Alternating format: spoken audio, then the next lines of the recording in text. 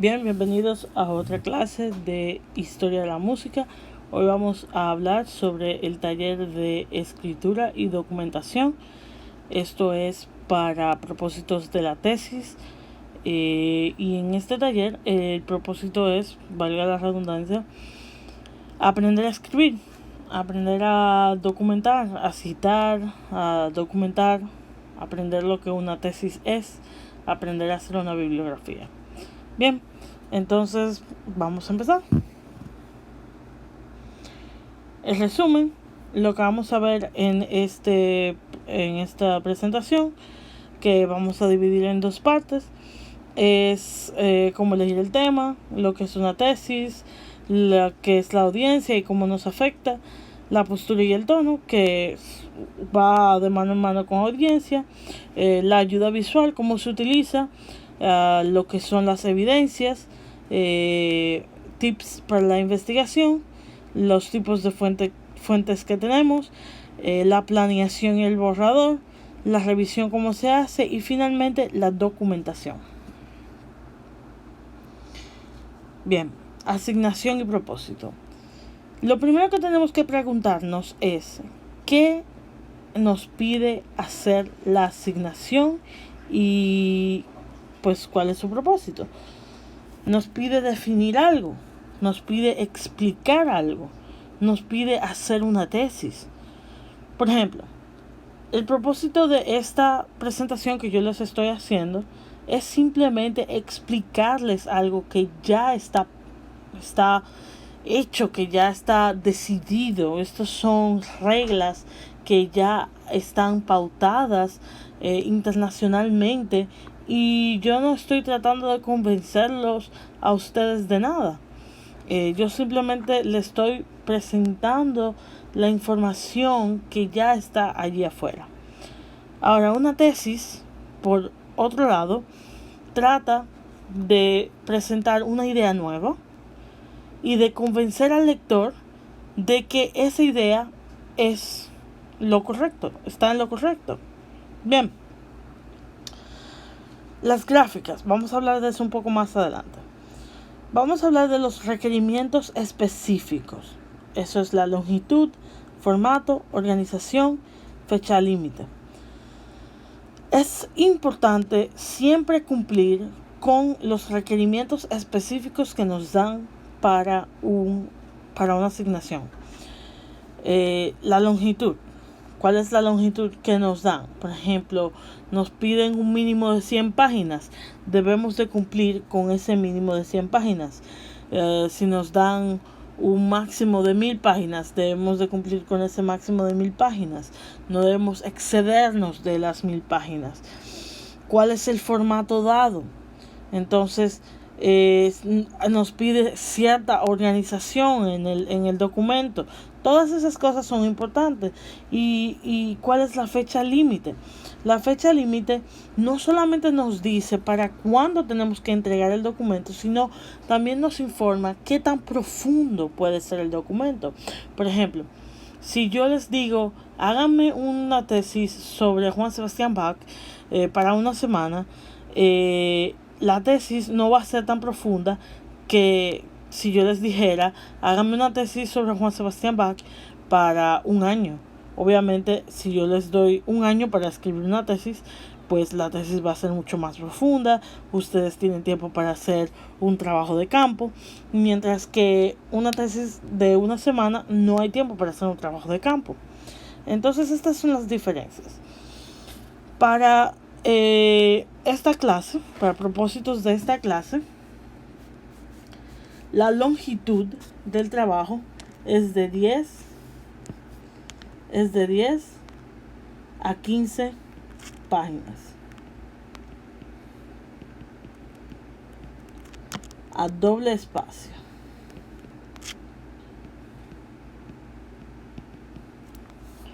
Bien, este es el formato básico. Y vamos a seguir hablando un poco más sobre ese formato en la siguiente página. Bien, y también tenemos que saber cuál es el propósito primario que tenemos con nuestro documento. el formato general de una página, si no nos dicen cuál es el formato que quieren, o ya sea un profesor, o ya sea una revista, o ya sea quien sea para quien estemos escribiendo, el formato general que se utiliza es el tipo de letra Times New Roman a 12 puntos, doble espacio, 1 pulgada de margen, esto es alrededor de todo el documento.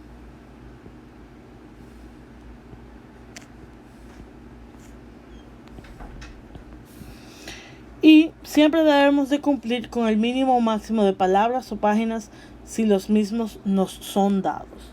Entonces, este es el mismo formato que yo les exijo para la tesis que ustedes tienen que hacer. Yo les pido Times New Roman, 12 puntos, doble espacio, 1 pulgada de margen alrededor de todo el documento y un mínimo de 10 páginas y un máximo de 15 páginas sin incluir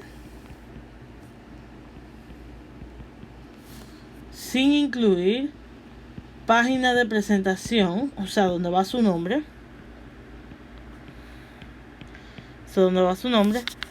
Y bibliografía. Perdón.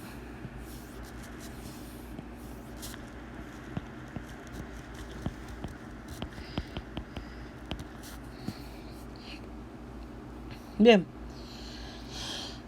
Quiere decir que si ustedes tienen un trabajo de 15 páginas de material, ustedes pueden tener un total de 17 páginas con la página de presentación y la bibliografía. Digamos que la bibliografía le tome una sola hoja, suponiendo. Entonces, para elegir un tema, nos podemos preguntar algunas cosas. El tema es interesante e importante. Esto es muy importante, hacerse estas preguntas, principalmente cuando estamos trabajando en tesis de doctorales, de maestría, que son tesis que van ya dirigidas a un trabajo que va hacia una biblioteca. El trabajo está enfocado lo suficiente. Esto es muy importante. El trabajo está enfocado lo suficiente. ¿Por qué? Esto es importante. Porque si el trabajo no está enfocado lo suficiente, yo puedo pasarme días y días y días dando vueltas y vueltas y vueltas y vueltas y vueltas a un tema sin tener un enfoque. Y yo necesito tener un enfoque de trabajo para poder llegar a una tesis. Bien, la tesis es mi enfoque. Entonces, tener un tema nos ayuda a empezar a tener ideas para realizar el trabajo y eventualmente llegar a una tesis. Bien. El tema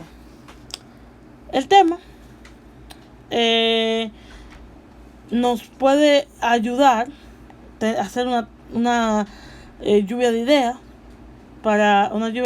para identificar un tema y explorar temas viables, escribir de 10 a 15 minutos, leer y enfocarse en una frase u oración interesante, escribir en base a frase u oración de interés. Una lluvia de ideas, aquí tenemos un slide vacío. Por ejemplo, digamos que yo voy a tratar el tema de la flauta.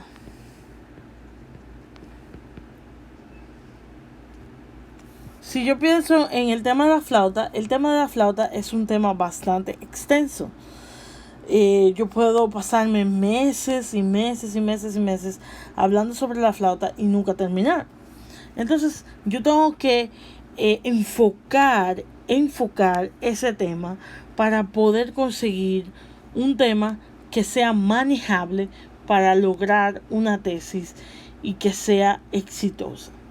Entonces, yo me puedo enfocar en mecanismos del instrumento, hay nuevos mecanismos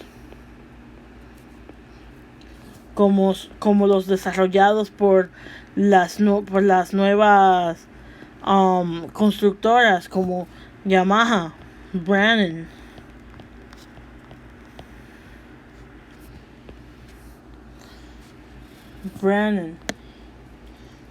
Powell,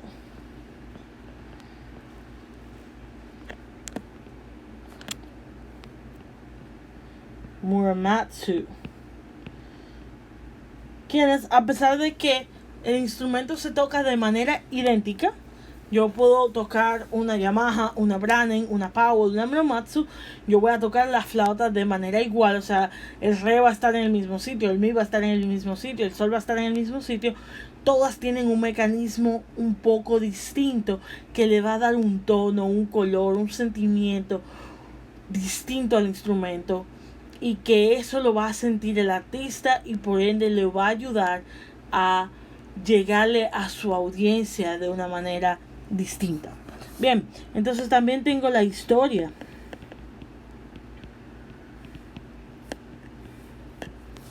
del instrumento, y aquí puedo hablar un poco sobre Theobald Bain.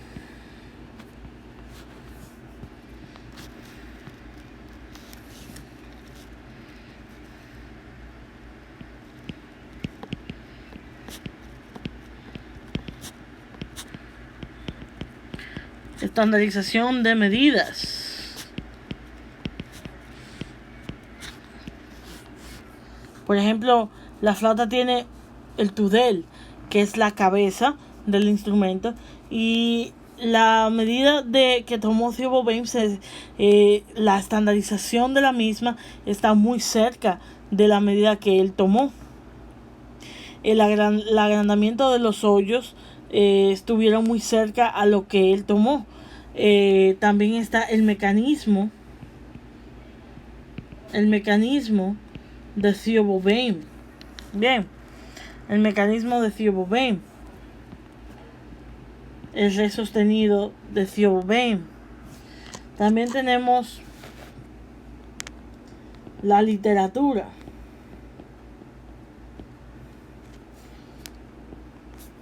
Tenemos a Mozart y sus conciertos.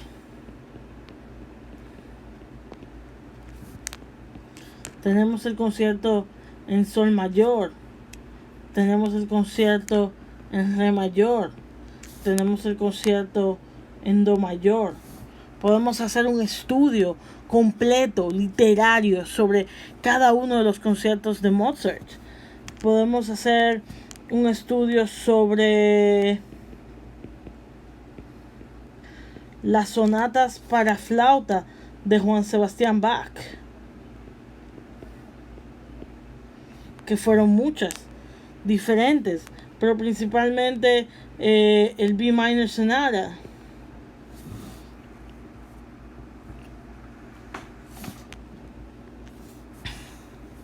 Y así sucesivamente. Entonces ustedes pueden ver aquí más o menos cómo de un tema grande yo puedo sacar diferentes temas más pequeños. Bien, yo puedo ir aminorando la cantidad de temas o sacando temas más enfocados de un tema tan amplio. Bien, entonces vamos a ver lo que es una tesis. Una tesis es, vamos a ver aquí, esto es muy importante. Una tesis es una declaración o una opinión. Fíjense que es una opinión o una declaración. Y por lo general, cuando yo estoy hablando de opinión, yo estoy hablando de algo propio. Algo propio. Acuérdense de eso. Algo propio. Mi idea.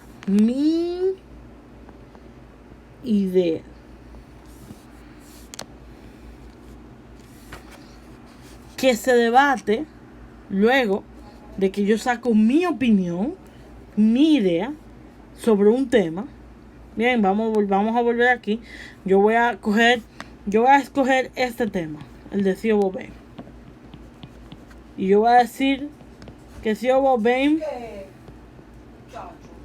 es el padre de la flauta.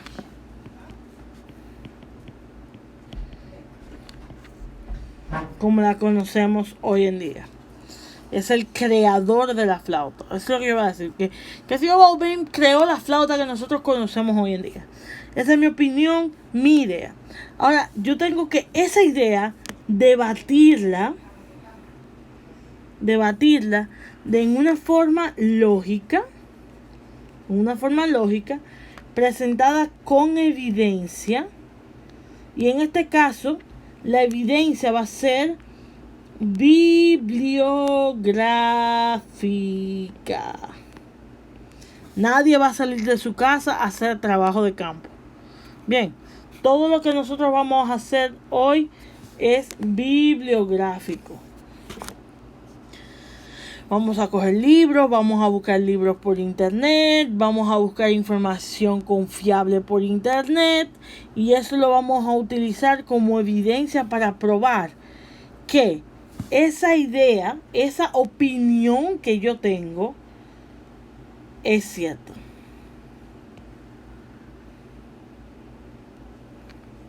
Ok, entonces una vez más voy a leer. La tesis es una declaración u opinión que es debatida en una forma lógica y presentada con evidencia con el propósito de probar que es cierta. Eso viene del Oxford American Dictionary, de la página 757, y todos los énfasis fueron agregados por mí. Bien, la tesis tiene dos partes. El tema, por ejemplo, yo voy a decir la flauta moderna.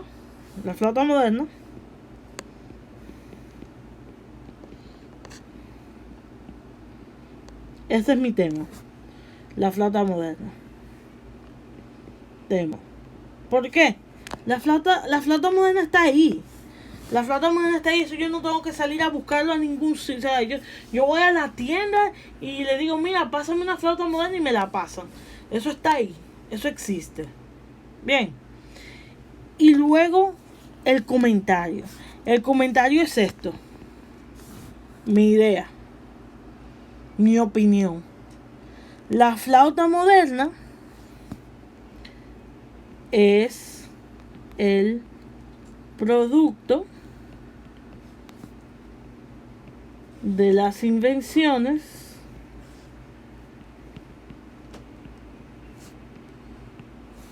de Theobald Bain. Esa es mi tesis. Por cierto, está fuera, nadie puede usar esa tesis. Yo soy la única que puede usar esa tesis. La flauta moderna es el producto de las invenciones de Theobald Bain.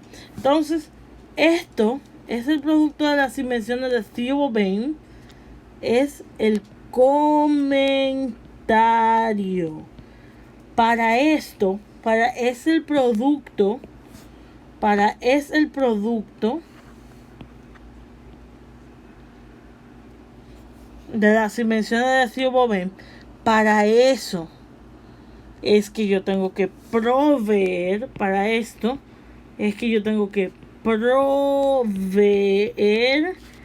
evidencia y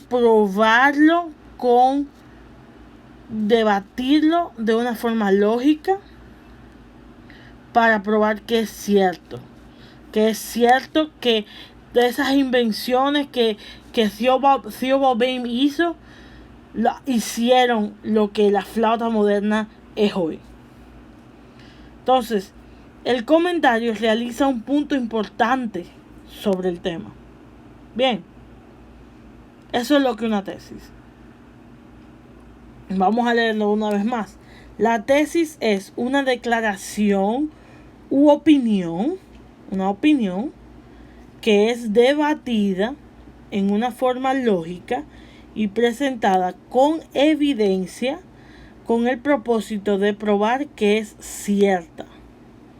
La tesis debe de tener dos partes, el tema y el comentario. el tema de la tesis establece de qué se estará escribiendo. Yo voy a escribir de la flauta moderna. Y el comentario realiza un punto importante sobre el tema. Bueno, el punto importante en este caso es que las invenciones de Giovanni me hicieron la flauta lo que es hoy. Ese es el punto importante que yo estoy haciendo aquí. Simplemente. Espero que eso se entienda.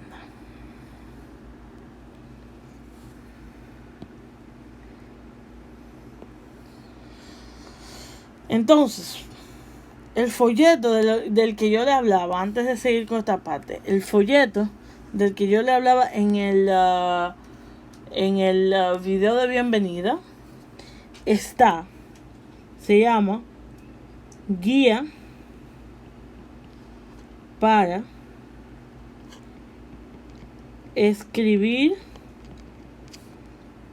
y documentar. Y está bajo la parte general de la clase.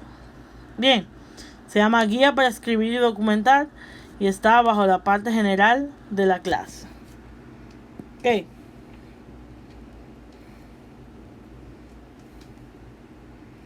Bien, entonces algunas características de una tesis exitosa,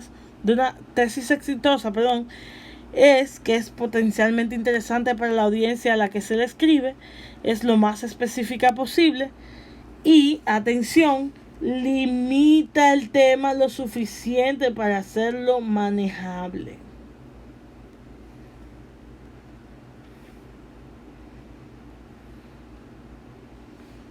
Yo tengo que limitar el tema, enfocarme.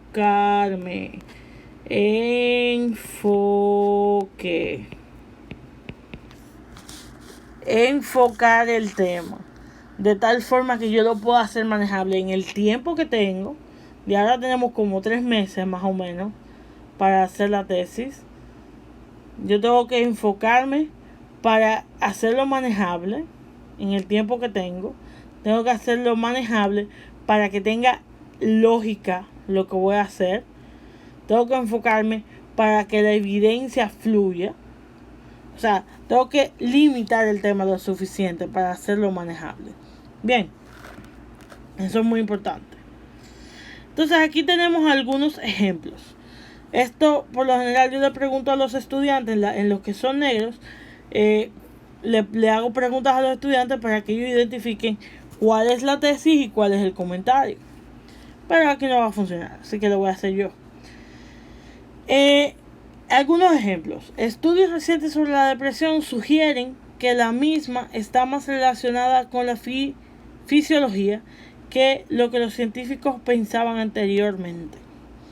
Entonces, estudios recientes sobre la depresión, eso está ahí, los estudios están ahí, sugieren que la misma está más relacionada con la fisiología que lo que los científicos pensaban anteriormente.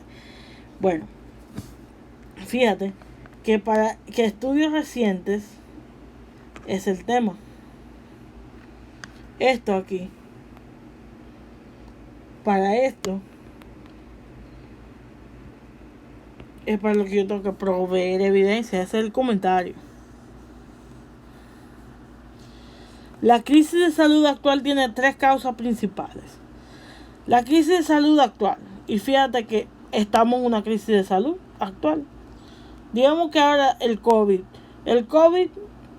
la crisis que estamos viviendo ahora tiene 3 causas principales.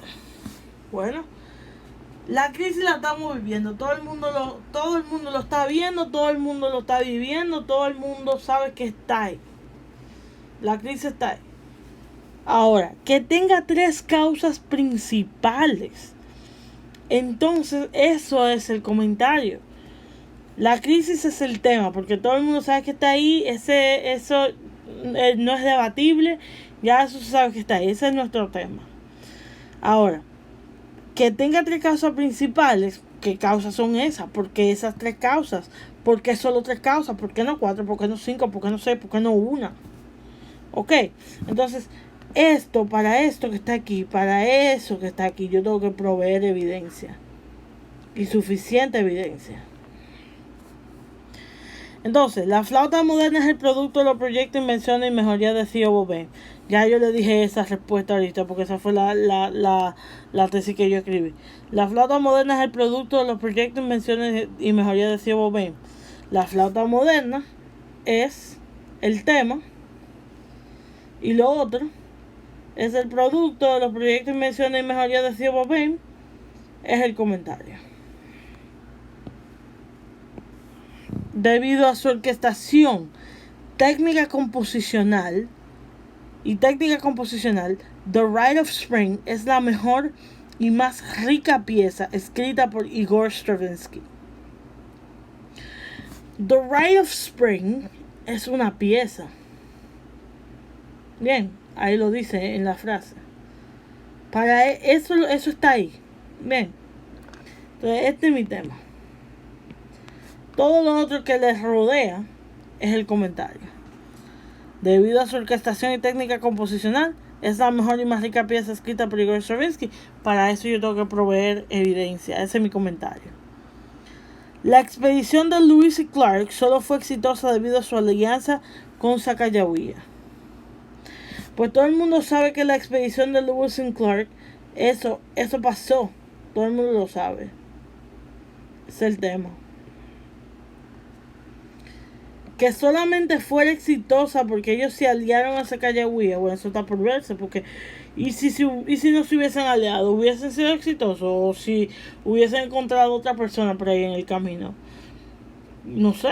Entonces para eso es que yo tengo que proveer evidencia. Que solamente por eso fue que fue exitosa. ¿Entienden? Entonces eso es lo que es una tesis. Para eso es que yo tengo que proveer evidencia. Bien.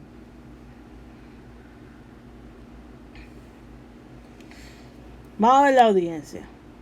La audiencia es muy importante porque a quién y a quienes yo le dirijo mi trabajo, yo puedo asumir o dejar de asumir cosas, o dejar cosas entendidas.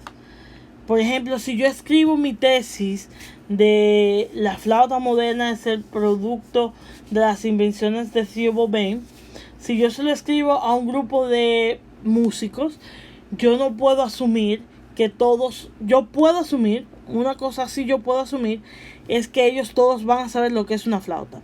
Ahora, yo no puedo asumir que ellos todos saben lo que es la técnica de la flauta y lo que es el mecanismo de la flauta. Entonces no puedo asumir eso.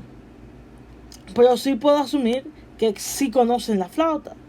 Si les estoy escribiendo la misma tesis a flautistas, entonces yo puedo asumir que ellos sí conocen el mecanismo completo de la flauta, de arriba abajo y todo lo que le pertenece al mecanismo de la flauta. Y si le estoy escribiendo la misma tesis de Theo Bobin y la flauta moderna a personas que no son músicos, yo no puedo ni siquiera asumir que ellos sepan lo que es una flauta. Bien, ¿me doy a entender? Entonces, la audiencia importa, porque a quien yo le estoy dirigiendo mi tesis, mi trabajo, va a influenciar lo que yo puedo asumir y dejar de asumir para mi trabajo. Bien. Además, ¿de qué forma los miembros de mi audiencia difieren de mí? Su educación, su región, su edad, su ocupación. ¿Qué evidencia su audiencia va a encontrar ser más convincente? Hay citas de ciertos expertos que las personas van a encontrar ser más convincentes. Evidencias personales, ciertas fotografías, ciertos diagramas. ¿Y qué pasa con Wikipedia? Porque ahorita yo hablé de Wikipedia y yo dije, no. Wikipedia no se utiliza en documentos profesionales, no se utiliza Wikipedia. Y es bueno implementar eso con niños también. Wikipedia lo edita cualquier persona. Cualquier persona puede editar Wikipedia. Hasta yo he editado Wikipedia. Y la calidad, la calidad de un pedazo de literatura, de una literatura, proviene de los credenciales de sus editores. Entonces, Wikipedia, yo no sé quiénes son sus editores, yo no sé cuáles son sus credenciales. Para credenciales me refiero a su educación. Son doctores en el área, son expertos, ¿qué son? ¿Quiénes son esas personas? Entonces, por esa razón principalísima es que Wikipedia no es aceptable. Ahora, sí puedes empezar a investigar en Wikipedia y luego pasarte a fuentes confiables. Puedes empezar a investigar en Wikipedia para coger ideas y pasarte luego a fuentes confiables. Bien, entonces Wikipedia no. Si veo Wikipedia en algún trabajo, eso te quita crédito.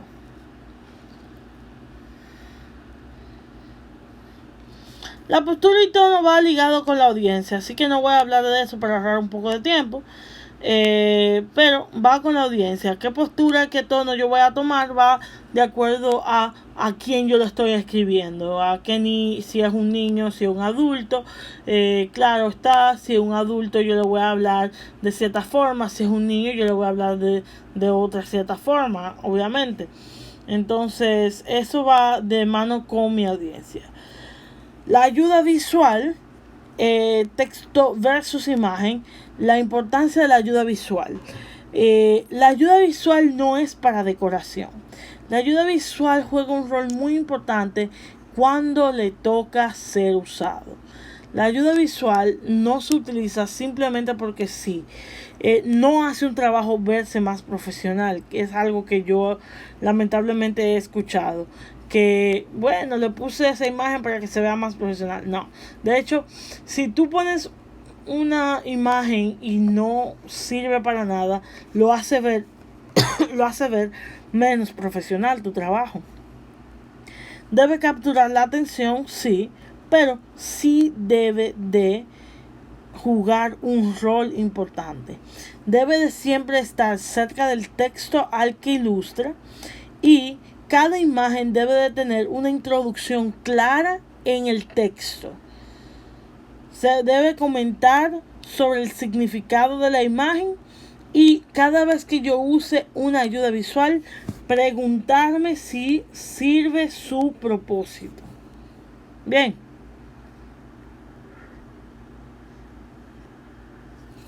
La evidencia. La evidencia lo que hace es apoyar y ayudar a probar la tesis como cierta. La evidencia, por ejemplo, la flauta moderna es el producto de los proyectos, invenciones y mejorías de C.O. Bain. Entonces, la evidencia lo que va a hacer es apoyar esta parte de aquí, lo que está en azul. Lo que está en azul, la evidencia lo va a tratar de probar como cierto. Ese es el trabajo de la evidencia. ¿Qué evidencia es la mejor para su trabajo? Precedente histórico, testimonio experto, datos estadísticos, resultados experimentales, anécdotas personales. Bueno, eso depende. Principalmente aquí en este trabajo vamos a trabajar con precedente histórico, a menos que usted esté trabajando con personajes vivos o con personas que han hecho trabajo de campo sobre algún personaje como Juan Sebastián Bach o algún otro compositor. Usted no va a tener testimonio experto. Los datos estadísticos lo más probable es que no tenga para este tipo de trabajo. No vamos a tener resultados experimentales a menos que usted experimente con algún tipo de pieza. Y las anécdotas personales, pues a menos que usted trabaje con un autor, un compositor vivo, tampoco va a funcionar. Así que lo más probable es que sí trabajemos más con precedente histórico, pero sepa que si no en este trabajo, en otro trabajo, estas son posibilidades. La investigación. Es bueno siempre cuando uno empieza a investigar tener una lista de lo que se sabe sobre el tema, fuentes de donde se aprendió esto, información que se va a usar y enlistar detalles de todos los recursos y fuentes utilizados. Los tipos de fuentes. Los tipos de fuentes que hay son las impresas versus las fuentes de internet, las fuentes primarias versus las fuentes secundarias, las fuentes académicas versus las fuentes populares y las viejas versus las nuevas. Vamos a ver algunas de estas. Las fuentes impresas versus la fuente de internet. Algunas publicaciones impresas tienen versiones digitales, pero la mayoría de las publicaciones digitales no tienen equivalentes impresos. Las publicaciones impresas han pasado por las manos de expertos y editores, es lo que yo estaba diciendo, que la credibilidad de la fuente depende de su autor, editores y publicaciones. Por ende, la mayoría de las publicaciones digitales dependen de la edición del autor, de un solo autor.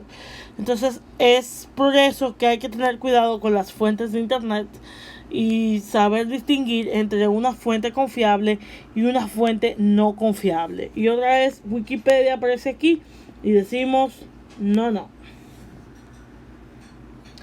Tenemos las fuentes primarias versus las secundarias. Las primarias son de conocimiento de primera mano, información cruda, como por ejemplo experimentos, encuestas, entrevistas, notas de investigación de campo, trabajos literarios leídos, objetos de arte examinados, fotografías, documentos históricos. Y las secundarias, conocimientos que vienen de la investigación de otros, descripciones o interpretaciones de fuentes primarias. Por ejemplo, si aquí yo tengo, a mano izquierda, yo tengo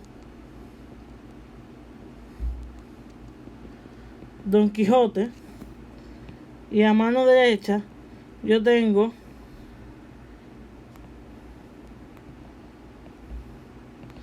un libro de historia de la música. ¿Cuál usted cree que es una fuente primaria y cuál usted cree que es una fuente secundaria? Si usted dijo que esta era la fuente primaria, usted está en lo correcto. Y esta es la fuente secundaria. ¿Por qué? Porque este libro, aunque el Don Quijote, aunque ya está impreso, sigue siendo el libro mismo escrito por Miguel de Cervantes. Pero el libro de historia viene de estudios de otras personas. Quiere decir que es una fuente secundaria. Y la otra cosa que es bueno decir es que la mayoría de los libros y las investigaciones utilizan ambas fuentes, ambos tipos de fuentes para sus trabajos. Las fuentes académicas versus las populares dependen de autoridades en el área. Las fuentes académicas dependen de autoridades en el área. Las revistas populares son un buen punto de inicio como Wikipedia, pero no son para citar como Wikipedia. Y los artículos de expertos y autoridades por lo general aparecen en revistas académicas.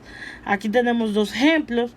Aquí a mano izquierda tenemos a Flutes Quarterly, que aparece normalmente en la biblioteca. Tiene la carátula, puede poseer lista de contenidos, tiene pocos anuncios, y los anuncios que tienen que ver con la flauta o cosas relacionadas a la música.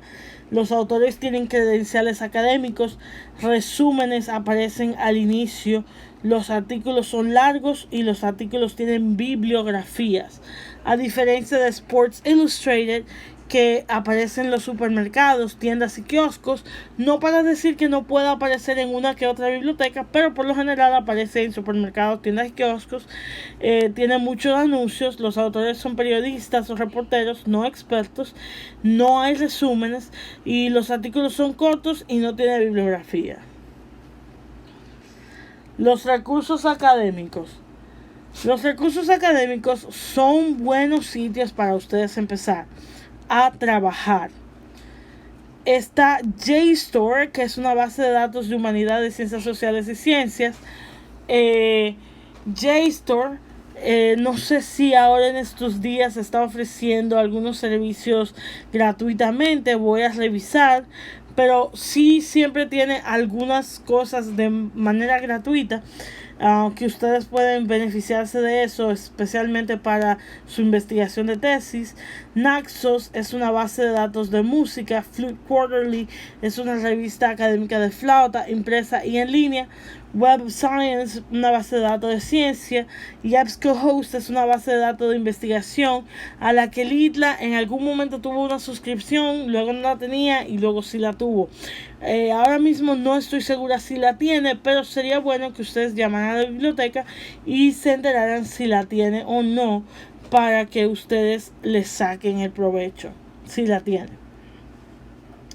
Y las fuentes viejas versus las nuevas se explica sola. La mayoría de los proyectos e investigaciones se benefician de fuentes nuevas tanto como las viejas. Los descubrimientos científicos son fuentes nuevas primordialmente. Y entonces tenemos planeación y borrador. Planeación y borrador.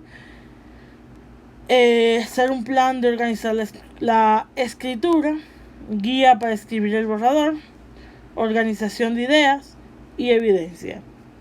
Por ejemplo, aquí tenemos una planeación antes de hacer un borrador, donde es una guía simplemente, donde aquí por ejemplo en la introducción yo voy a poner los mecanismos para modernos creados por fabricantes principales como Brannan Brothers, Miyazawa Powell. Propósito del trabajo: proveer evidencia de los avances más contundentes para el mecanismo de la flauta. El cuerpo, voy a hablar de la historia de la flauta de su forma más primitiva, hablar sobre quién fue Theobald Bain y sus influencias, etcétera, etcétera, etcétera. Y en la conclusión, repasar los puntos más contundentes. Y si en la tesis del trabajo, yo presento un problema, entonces mi conclusión tiene que ofrecer una o varias soluciones al problema. Si yo no presento un problema, como es el caso de la flauta moderna, es el producto de los proyectos, invenciones y mejorías de Theobald Bain, yo no tengo que proveer una solución, yo simplemente repaso los puntos más contundentes. El borrador, si es posible, hacer un borrador en la computadora, mantener varios documentos en un folder con las fuentes y otro con él o los borradores. Al empezar a escribir el borrador, no enfocarse demasiado en detalles minúsculos, elección de palabras o mecánica, sino concentrarse en escribir las ideas pertinentes al tema y al propósito. Y en la revisión, ahí sí nos enfocamos en que esté limpio, completo, en la sintaxis, mecánica, ortografía, gramática y todas esas otras cosas importantísimas para que el trabajo quede bien. Aquí hay una lista de preguntas para realizarse que yo no voy a leer, pero que ustedes deben de leer antes de entregar su tesis. Bien, son unas preguntas que les ayudarán para ustedes saber si su tesis está hecha de manera correcta. Entonces, hasta aquí nos vamos a quedar en este video, y en el siguiente video vamos a empezar con la parte